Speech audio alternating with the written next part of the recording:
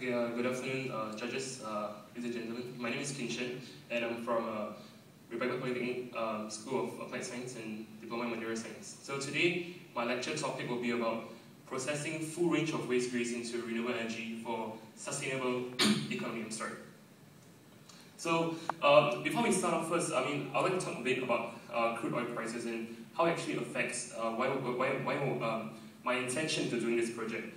Because as you can see from this data taken from the World Bank, it actually shows the increase in crude oil prices over the years. So back in the year 2000, the crude oil price is like 1850 USD per barrel, and back last year, it's USD $75. So why is there a huge spike in crude oil prices? Besides inflation, there are very other pressing issues concerning us. It's like, firstly, that various countries around the world has been going for economic expansion. The 11 countries like China, like the Middle East, they are all yearning for economic expansion, and crude oil is a very, very important source of fuel for them, because crude oil is for diesel, for petroleum, and so the most important thing is that crude oil is a non-renewable source of energy, which means once you actually extract it, once you actually use it, you can never get it back. So it sort of has this point where crude oil has a point where it reaches peak oil. Peak oil is the point whereby your crude oil has actually reached a point where it's going to go extinct. There's no more crude oil for you to extract anymore. So it's predicted that in the year 2015 to 2020 that peak oil will actually happen. So many times some people are actually looking for solutions. So what is the solution? So people are looking for alternative energy sources. People are looking for renewable energy in the route. So therefore it comes into biodiesel. So what is biodiesel, you might ask? So biodiesel is actually this energy sources, like a fuel, that's taken from animal or plants, and it's actually renewable. So, but what happens in countries like Brazil? They are very famous for biodiesel. They're actually using sugarcane to actually produce biodiesel. But what's wrong with all this? Not wrong, as in there's a certain dilemma in between. Is because there's you're actually fighting the food for agriculture. It means you're actually using the land that's supposed to grow for food to actually produce fuel. But in our case, in our project, what we're doing is we're actually using feedstock from waste grease, which I'll actually explain more in the further slides. So what do we do differently? So besides actually using feedstocks from waste grease, our waste grease contains of palm acid oil, palm fatty acid distillate, lauric acid, and track grease. We are trying to create this waste grease with a free fatty acid percentage of 50%, and then we actually use it to create our biodiesel. So first we actually characterize them. We actually find out the saponification number, then we actually find out the FFA content. Then after that, next we actually reduce the FFA percentage, because we actually have to run through esterification and trans-esterification process. And to actually run through trans-esterification process, right, your FFA has to be below 5%. So your esterification will actually help to reduce the FFA percentage first, and then followed by your trans-ester. And then finally, we will run through the final product through the Fourier transform infrared spectroscopy, which is the FTIR, and then to characterize it, to quantify it, we use the GC, the gas chromatography. So in feedstock characterization, so basically here you can see a list of our feedstocks that we use. It's actually the palm acid oil, the palm fatty acid distillate, the lauric acid track grease, and used cooking oil. So you can see that there are various FFA percentage for each individual feedstock. So you might be asking, so why do we choose 50% as a baseline? Why don't we take 20 or 30? It's because we want to try to use one process, which is the ester and trans-ester process, to cater to a mixture of all of the different feedstock. Because if you're actually trying to use, let's say, use cooking oil, you can actually skip the esterification step and just straight away go into trans-ester, because it's already below 5%. So what we're trying to do is we're trying to use a process that can cater to any kind of feedstock, and you can actually reduce them and straight away create your biodiesel. So this is actually the experiment, the setup experiment. So this is our reactor tank.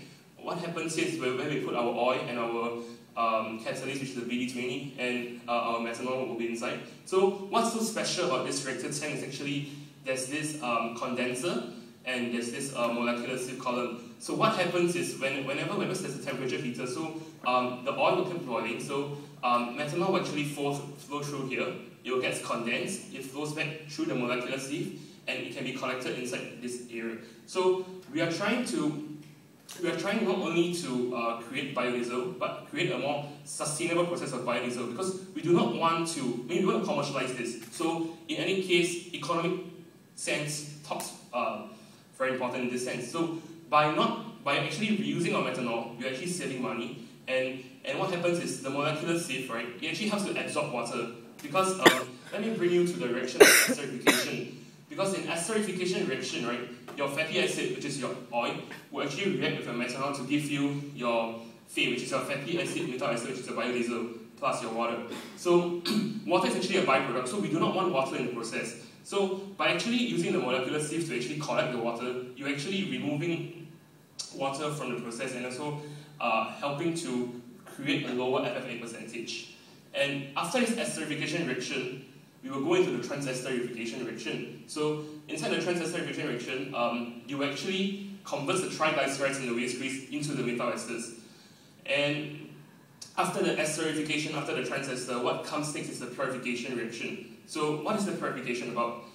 Because once we actually get the oil, right, it's actually filled with impurities. So we actually put in the oil here, then you actually go through this peristaltic pumps inside this canisters. What goes inside these canisters is filled with an ion exchange reagent called a BD206, and it helps to purify the oil, removes the impurities, removes the solid waste inside, and it makes the oil purer. So when you actually see it under the FTR, the graph, you won't see so many background peaks.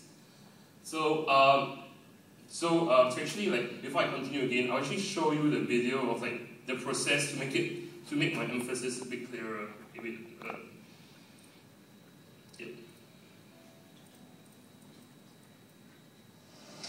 To make biodiesel, the feedstock that we use is a mixed waste and the grease. Then we're going to mix methanol and the catalyst together with the feedstock and put it in the reactor for the process. Now we are loading the catalyst and the methanol into the reactor. Feedstock and the methanol are added into the reactor with the catalyst. During the process, the methanol will distillate and condense back. Then it will go through the molecule sieve to absorb the moisture before it goes back to the reactor. After the reaction process is completed in the bioreactor, this is the biodiesel that we produce, and it is still unpolished. So you see there's 4 canisters that's standing on the ground. They are actually filled with the resin. The resin is used to remove the traces of methanol and water and glycerin that in our biodiesel. So to make sure that the end product, which is the biodiesel, is clean. This is our clean, polished biodiesel after going through 4 steps of purification process.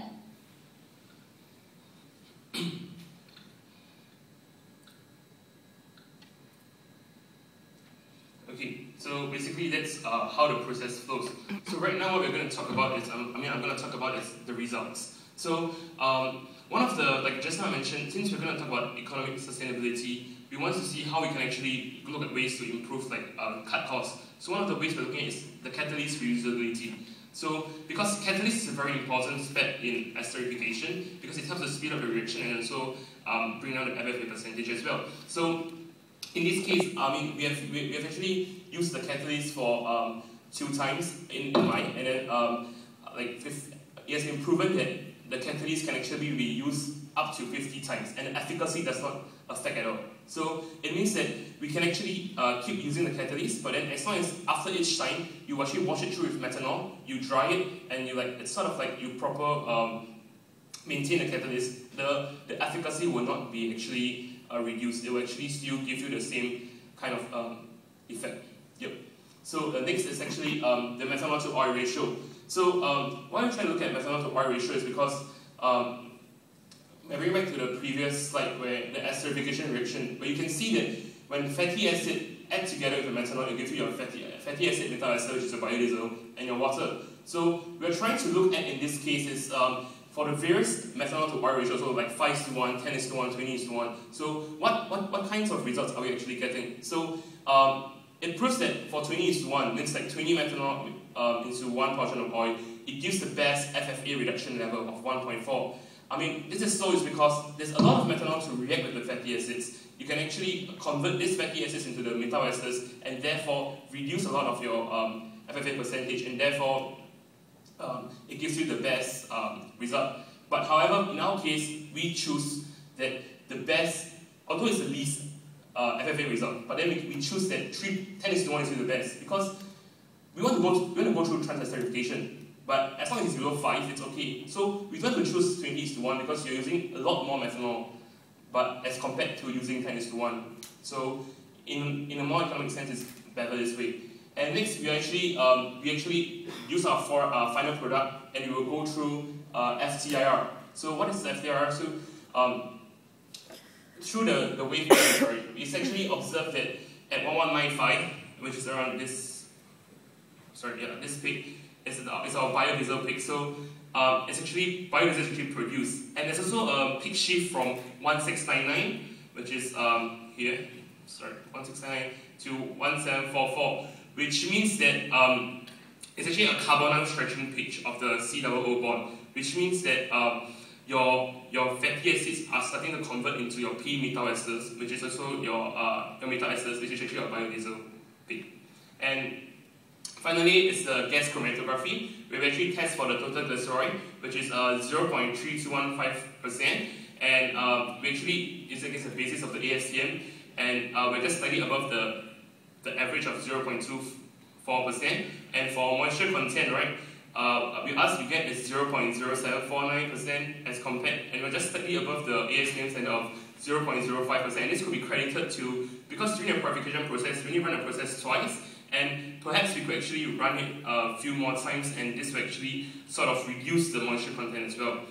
And in conclusion, biodiesel was successfully produced in our project through the confirmation of the results from the FTR and GC, and the number of times the catalyst can use is like up to 50, which has been proven as well. And the optimal methanol to oil ratio is 10:1, and finally the proof of concept in this project was achieved and it's ready for commercialization. I'd like to thank Ms. Tong Sing for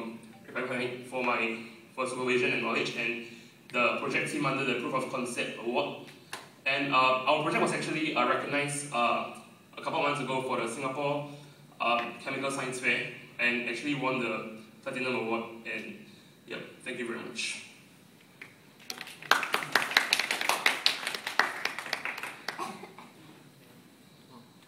Thank you. Just a question for you, for the others. Your title had a notion of sustainable economy. Yep, that's right. Yeah. So, what is this sustainable economy part in your project in terms of the your input versus your output? Okay, in terms of sustainable economy, right, what we're looking at is mainly the catalyst reusability and also the kind of feedstock that we are using. Because in terms of commercial biodiesel, for example, like one of the biggest biodiesel plants that's actually open in Singapore is Neste Biodiesel. They actually uses they actually buy palm oil from Malaysia, which costs like $1.30 per barrel, right? Per kg or something. Yep. Then what's happening is that biodiesel itself is selling at 1.7, and the thing is that what we are doing is we're actually using feedstock, which is waste. Means we're not actually buying any feedstock. We're just creating from, like, chemical waste, like your chemical products or waste. We can actually use this chemical waste from your track grease, your used cooking oil, and this actually significantly cuts down the feedstock price. And in terms of sustainable economy, yes, it does, because in the long term it helps to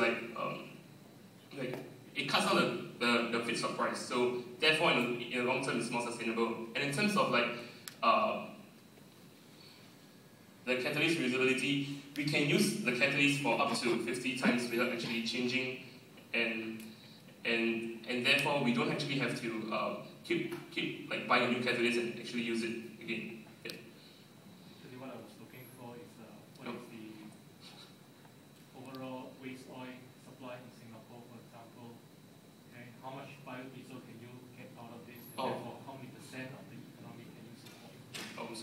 we can actually get out 10 liters of biodiesel for projectors of the reactor tank over here. Yeah, it's a 10 liter reactor tank. So normally we can produce about, the output is about 8 liters. Yeah. So for your result, I remember in one of the tables you actually comparing different types of oil, palm oil, cooking oil, etc. Yeah. So yeah, so for the result where you show us that you actually get less than 5% FFA, which one is this? With a 10 to 1 methanol to oil. Oh, we actually mix all these oils together. So it isn't a very there isn't a very specific oil that we're looking at. It's because of the various FFA percentage of different oils, because they all are like from palm oil is 88, used cooking oil is 1.4. So we mix all of them together to create like a 50% FFA, to try and mix and match to get a 50% FFA. And then from the 50%, we go through this esterification and trans-esterification, and then we get the FFA below 5%. Yeah. So in Singapore, realistically, assuming that this biodiesel industry will take off, how do you think this will improve our energy supply? I believe, sorry? Yeah. Yeah, I believe that in this short term, because I mean, we are very dependent on foreign imports for energy. So I would not say that we will be fully sufficient if we use biodiesel as an energy source, but at least it gives us another opportunity to actually tap onto another market and something that we can look at and do further research on, and actually besides further commercializing it and improving it as well. I mean, often there are always room for improvement as well. Thank you very much.